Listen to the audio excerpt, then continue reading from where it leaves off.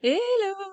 Je sens que ce fond est très bizarre parce que t'as ma vraie tête là, t'as ça là. Bon, écoute, voilà, on va se caler là comme ça. Et, et voilà. Je suis très heureuse de te retrouver aujourd'hui. Aujourd'hui, toi et moi, on va répondre à la question ici de Martinien Becca qui m'a dit: Bonjour Madame RGPD. Merci pour cette vidéo. Cependant, j'aimerais savoir si vous prévoyez, vous, de faire une vidéo sur l'animation de réseaux de référents ambassadeurs RGPD. En effet, la mise en place de ce fédéré permet de faciliter la remontée d'informations et de relayer les informations. Pour que ce réseau soit actif et efficace, une animation est nécessaire. Avez-vous des astuces ou un retour d'expérience sur ce sujet?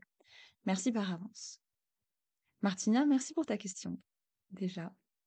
Et ensuite, effectivement, ta question elle est très bonne et ma réponse va pas forcément beaucoup te satisfaire parce que c'est très difficile de créer un réseau d'ambassadeurs RGPD, c'est vraiment super difficile parce que déjà, il y a beaucoup de sujets. De un, la première difficulté, c'est que la plupart des gens comprennent pas la dimension de ce que ça implique, cette conformité RGPD. Ensuite, une des grosses difficultés aussi, c'est que le RGPD est malheureusement souvent perçu comme étant quelque chose qu'il faut faire parce que c'est la loi et pas, euh, et donc du coup, c'est perçu comme étant quelque chose d'hyper contraignant et c'est jamais, non, jamais je mens, mais c'est rarement présenté comme étant un outil pour défendre et incarner des valeurs. Et tu vois, c'est bête, mais le mindset change totalement quand tu switches, en fait. C'est simple, soit tu fais quelque chose parce que tu es obligé, et auquel cas, bon, bah, tu le fais à reculons, et puis tu as zéro investissement, tu fais ce qu'on te demande, et puis c'est tout. Ou soit tu le fais pour incarner et pour défendre des valeurs, et là, c'est pas pareil. Là, tu es tout de suite plus attentif, tu es tout de suite plus compréhensif, et tu fais tout de suite plus gaffe à ton quotidien, à tes pratiques, et ça sert autant, en fait, le RGPD, c'est ça qui est merveilleux, c'est que ça sert autant dans ta vie perso que dans ta vie pro. Donc, donc a priori, c'est censé être intéressant, mais malheureusement, pour le moment, ça ne l'est pas trop. Donc, j'ai failli commencer ma phrase par si j'étais toi, mais en fait, ce que j'ai envie de te dire, c'est que pour animer un réseau d'ambassadeurs RGPD, à mon sens, et moi c'est comme ça que je le fais, je mets beaucoup de moi-même, de ma personnalité, de ma pédagogie, de mon capital sympathie pour vraiment donner du sens à cette conformité RGPD. Je me mets vraiment tout le temps à la place des humains avec lesquels je parle et j'essaye vraiment de toujours dire, bon ben voilà, tu vois, dans ma vidéo d'hier, enfin je sais pas si tu l'auras vu hier, mais du coup dans ma vidéo précédente, je disais, la différence entre une information et un conseil RGPD, c'est que le conseil, c'est une information que tu es prêt à recevoir, que tu as la place pour le recevoir, tu as le contexte pour recevoir cette information et tu as la moyen de la mettre en application. Mais à mon sens, tu vois, la conformité RGPD, c'est quelque chose qui se fait dans la discipline et dans la régularité, c'est-à-dire un petit peu tous les jours. La méthode de un petit peu tous les jours, c'est la méthode Kaizen, c'est une méthode japonaise qui dit bah, un petit peu tous les jours. Voilà, globalement, c'est ça. Et à mon avis, pour créer un réseau d'ambassadeurs solide, soudés, forts et vraiment investis, ben à mon sens, il faut que tu les attrapes avec les valeurs. Oui, je sais, attraper littéralement. Mais en fait, il faut les convaincre avec les valeurs. Je pense, dans mon business, et je l'ai créé comme ça, et du coup, je vais défendre cette vision-là, forcément.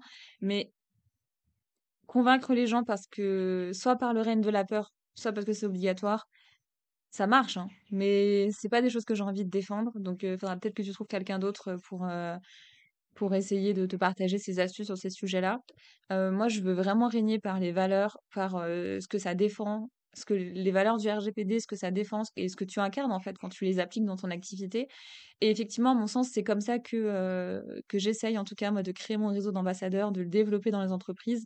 Mais il faut accepter que c'est très long, que c'est très difficile et il faut que à mon sens, il faut que tu te contentes de petites victoires petit à petit, plutôt que de te dire j'aurais réussi quand j'aurais atteint ça. Mais après, ça, c'est un mindset global qui s'applique surtout à un tas d'autres sujets, bien sûr, mais pour créer un réseau d'ambassadeurs et d'ambassadrices RGPD, il faut, à mon sens, Ce que je fais en tout cas, c'est que je donne beaucoup, beaucoup, beaucoup dans la pédagogie, beaucoup, beaucoup dans la sympathie, beaucoup, beaucoup dans l'empathie de se mettre à leur place, et essayer de leur donner que les informations qui sont pertinentes dans leur activité au quotidien, essayer de leur donner de petites informations petit à petit, qui, quand ils sont prêts à les entendre, quand elles sont pertinentes pour eux, les donner aussi dans un format cool. Moi, je fais beaucoup, beaucoup de vidéos pour mes clientes et mes clients, parce que j'adore ça.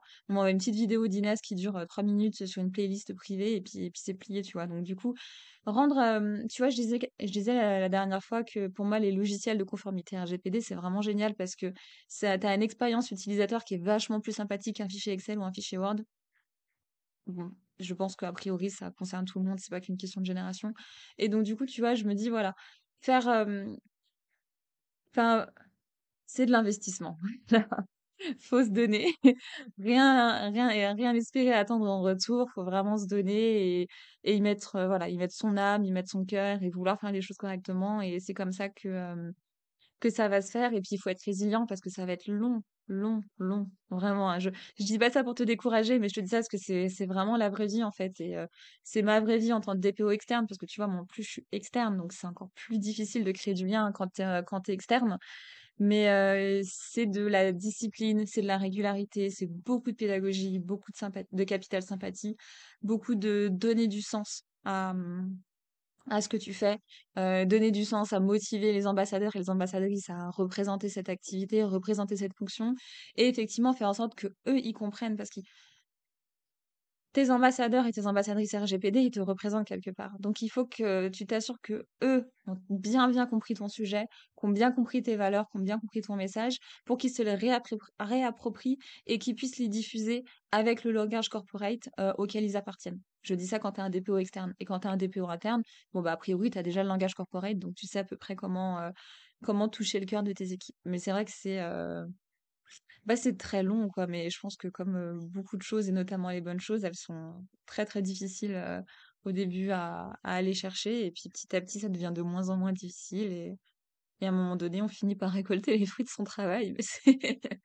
c'est long. Voilà, je suis désolée, mais c'est parce que c'est la réalité. Et comme je sais que dans cette vidéo, j'ai pas mal d'étudiants et de consoeurs et de confrères qui me regardent, et aussi d'éditeurs de logiciels pour comprendre un petit peu le quotidien et la réalité. Pour toi, éditeur ou éditrice de logiciels, effectivement, tu vois, c'est ce que je te disais, la partie expérience utilisateur, elle est hyper importante parce que ça permet d'intégrer et d'embarquer avec toi des équipes beaucoup plus facilement. Donc voilà, ça demande de la résilience, beaucoup, beaucoup d'investissement, beaucoup de pédagogie, d'empathie et d'envie de partager. Et ça demande, à mon sens, d'y croire sincèrement et sérieusement et d'être prête voilà, un petit peu à propager la bonne parole pendant un certain moment avant d'être entendue et comprise. Donc voilà, bon courage. Bon courage avec ce sujet. Je sais que c'est pas facile, mais on est avec toi. Allez, bisous.